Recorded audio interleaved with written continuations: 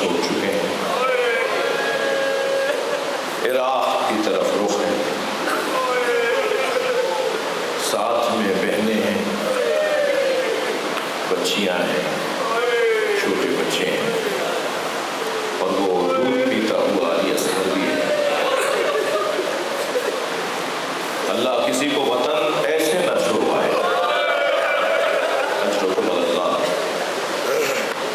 जैसे हुसैन इब्न अली ने छोड़ा है। वतन की मोहब्बत, वतन से प्यार, ये ईमान का हिस्सा है। इमाम मदीना छोड़कर जा रहे हैं, जैसे हजरत मूसा गए थे।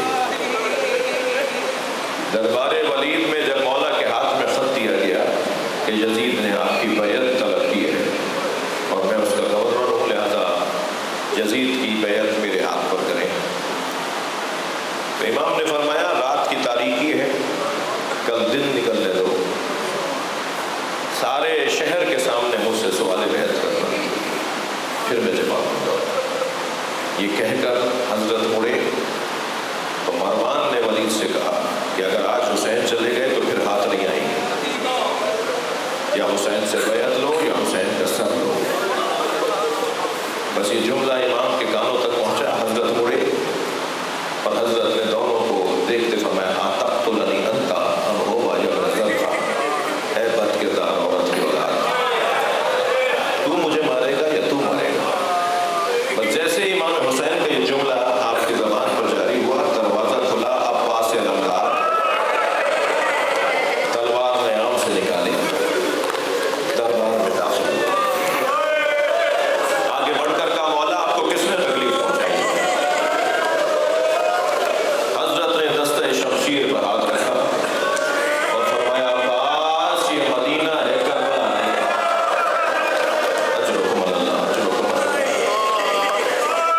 जब इमाम दरबार मदीना से बाहर आए तो फिर आपने अपने घर का रुख नहीं किया, बल्कि अपनी बहन के घर की तरफ गए। जनाब ज़ैनब के दरवाजे पे दस्तक हुई, कनीज़ दरवाजे पर आई, दरवाजा खोला तो एक अजीब मंजर देखा।